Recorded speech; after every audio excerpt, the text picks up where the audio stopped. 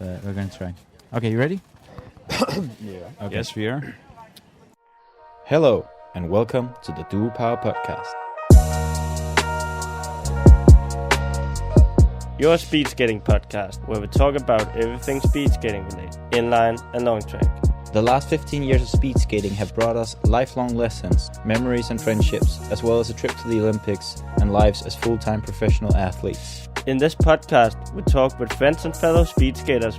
We bring you behind-the-scene portraits, as well as race reports, training philosophy, inside stories from the skating world, and much more. This podcast is brought to you by the Duval Brothers. I'm Philip Dusmit. And I'm Stephen Dusmit. Hope you enjoy listening.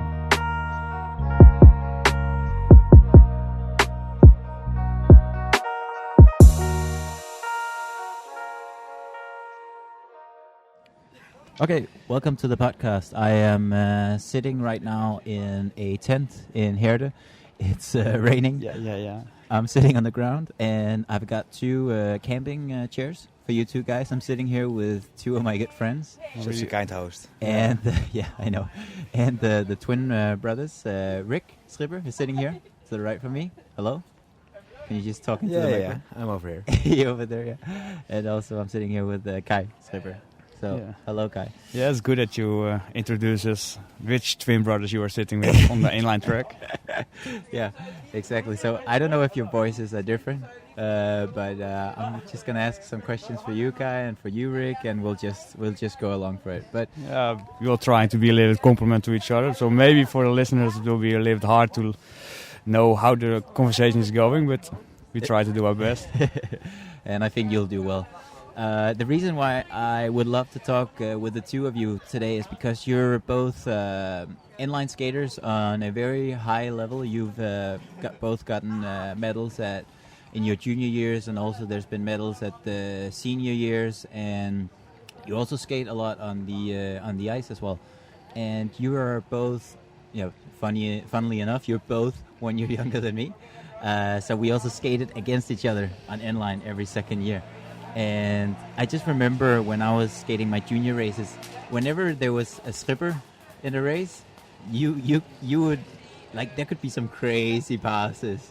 Is it still like that today? Is that still a thing with the crazy passes in senior, or was that a junior year thing? When we are getting better, and now I'm speaking, Rick is speaking. Yeah, this is Rick.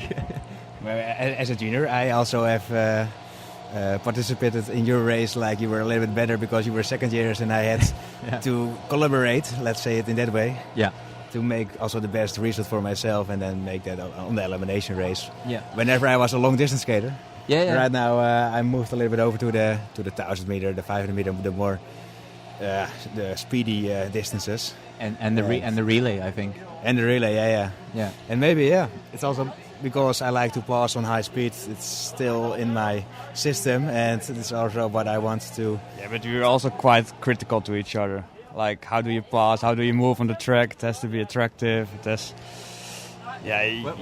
What do you mean by that? It has to be attractive. Or like, you would like to find some space or some chances in the race to pass another guy. Yeah. And if you just have a little bit, if you skate boring or you don't take your chances, it's like we come here to make fun, and we would like to inline the best. And I'm watching Rick as like it's a mirror for me, and like, what he's doing might be doing better for himself, and also the opposite. Yeah.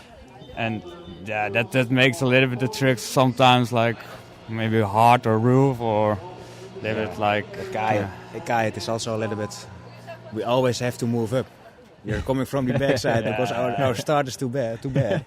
Maybe the 1,000 meter is just long enough because of the 5 laps. Then you've got a little bit of time to move up. Yeah. And then we are trying to make better and better on the top speed part. Like the Dublin sprint is just perfect for us. Yeah. Okay. And so let me ask this question, because when we were juniors, I remember both of you skated eliminations, maybe even points race, 1,000 meter, 500 meter, time trial sometimes, and also for sure in the relay there was always a Dutch team with 1 or 2 Schippers in it. Yes.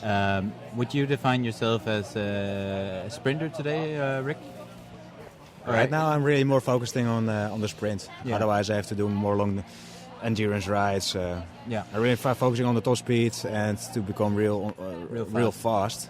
Yeah. It's also by respect to the long distance guys. It's like also getting physical now, but it's like the long distance guys, they're not that heavy and they're not that muscular. Yeah. And they train a lot for it, so it's hard to compete both. Like back in the junior days, it was so much fun to do all the long distance races, and actually it was more fun to do the long distance races because you have way more experience and stories about the long distance races than short distance races. A lot of shit can happen during an elimination race, and then after you have stories for like 15 minutes about like, oh, then I passed on the inside, then there was this crash on the outside, then you. But what about you, Kai? Is it the same like you for Rick? Are you kind of the same type of skater as Rick, or are you more long distance? Are you more sprinter than Rick, or is it kind of the same? The past have changed myself a little bit. In comparison to Rick, like I've been skating many years, a little bit more in the back, had some asthmatic problems and maybe also some psychological problems to racing. And Rick was always winning back in the junior days, and Rick was always the winning man, so it was really easy to help him out on the long distance. Yeah. And therefore maybe it was a little bit that I'm turned into a more passive long distance guy, and Rick is a more powerful sprinter. But since the time I've been taking my chances to win more and more, we're getting more and more the same qualities. Yeah. Okay. So that was a little bit. There was slightly a gap, but the gap is closing now, and more people are like, I don't know the difference anymore so much between us.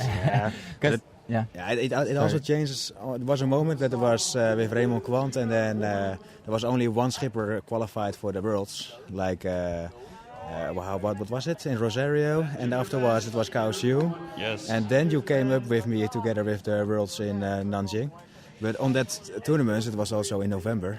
Kai was having marathon races on ice in the winter, and I was having more inline races and more focused on the sprint. Yeah. So that made also a little bit the differences. That's why I'm more just explosive and powerful, because I had to do that in the winter. Yeah. So I was also jumping higher on the boxes than Kai. Do you think, and this is a question for both of you, I guess, so you can decide who answers, but do you think both you could have been a great long distance skater as well as a great sprinter, which you both kind of turned out now? Like I think both of you're a great middle distance skater and also great on the sprints, but do you think you could have turned out to be a long distance guy if you just focused on that, just did the marathons?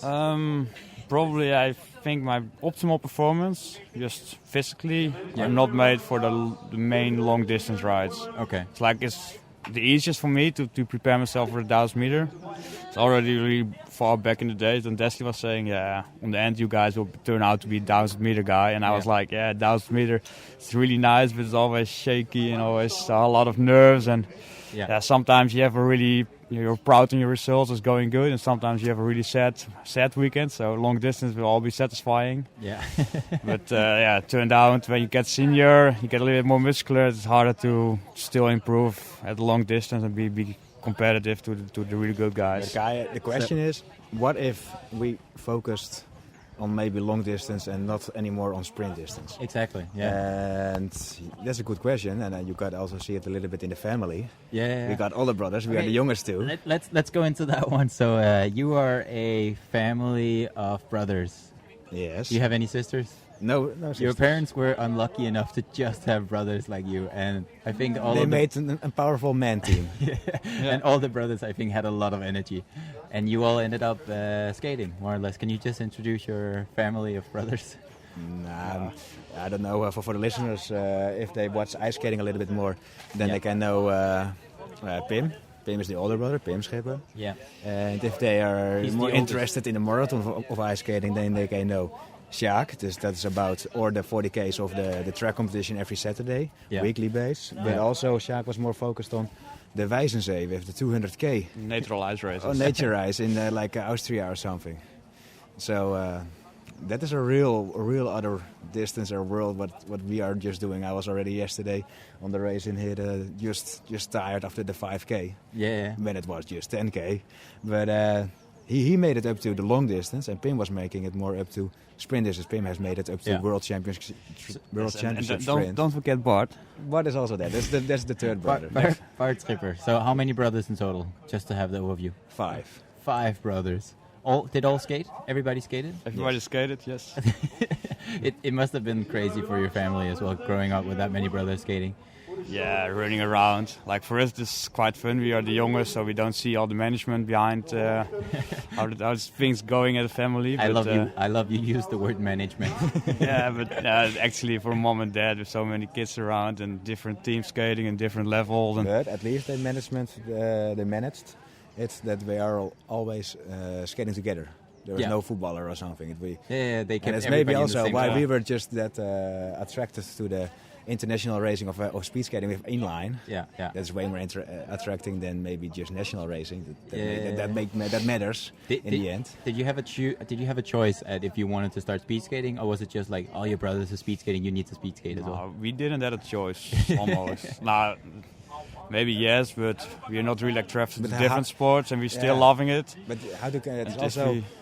Why do we have to choose something different when it is such an easy and nice that you always can stay on the races and you can have really good times with just friends and everything, and you can race with them and you can just celebrate things or. Why do we have to change if you are having such a great time with the inline track? And evaluating, after all, we are still stick to the sport without our oldest brother, so it was not a really wrong choice for us. No, I think you're doing well.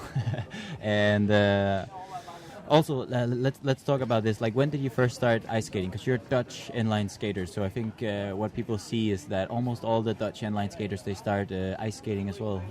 When did that start from you? Was that right from the beginning, or when did you start ice skating? Okay. Just right from the beginning. Maybe a little bit earlier inline, then it's easier, just like without some licenses for skating. I but doubt that a little bit. My mom and dad always have combined it. I love interviewing the two of you because it's like my job is, I don't know if it's really hard or if it's really easy, because right now Rick is doing an interview of Kai, and then Kai sometimes interviews Rick. Yeah, but what do you think, Rick? You got with ice skating, you got also that easy moments just on the frozen lakes with the easy gliders, they say. The easy gliders. And maybe that ones are easier for a kid to put on as parents than maybe the inline skate. So maybe the ice will be maybe 1 year earlier. Yeah. But then we are talking about the age of 4 or 5. So you started when you were that age, 4 or 5? I think so, yeah. Whenever my parents want to skate on the ice or inline, or my brothers, let's at least buy some stuff that they can glide a little bit. As soon as possible, more or less, I guess, for you guys. Yeah, but it was for us not like really choosing. Like they knew we loving it and we are already on the track, and was like, it was bringing in. So it's not like in real age we started. It was already there. Like you could say that we were starting at get some objectives when we were 14 or 15. Like we would like to achieve something. It was the main thing to individual.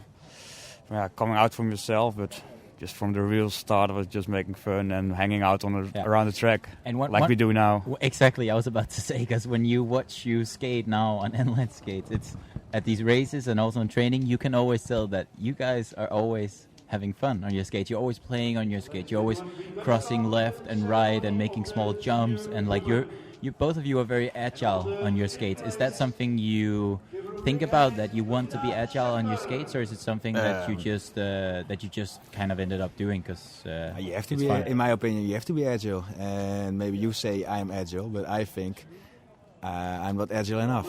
If I will be more agile, like Elton de Sousa, he's trying to become more and more and more. I will become better in the moments that are really hard and tough on the races. I would make myself into a position to pass and to move, because I train it in the training. That's always interesting and effective if you're training that already in the training. So the trainings has to be also a little bit of a race. Yeah, exactly. And I think a lot of people, they train for speed and for power and everything, but they don't train for passing sometimes. How do you do that in training, Kai? Like, how do you train the passing or the race aspect of skating, so you don't just train the top speed? Because there's guys who have top speed, like Simon Albrecht, he has top speed for sure. But I think in the 500 meter, a guy like Gwenda Lepiver, Elton, they can make moves, they can make passes. How do you train that in training, Kai? The indoor sessions, Kai. Indoor sessions. Indoor sessions are lovely. Yeah, I love when the coach are bringing us together, just as opponents. So you race each other. Yeah. Is that the secret? racing each other is like really fun. And just giving nothing, eh? Just going all out crazy. But it has to be fair. It has to be Yeah. without hands, but just shoulder to shoulder. Yeah. So Then it is also without crashing, because if you are going too crazy but- and kamikaze into it, then we are crashing, and that is also not the fun of the sport. Did you ever crash yourself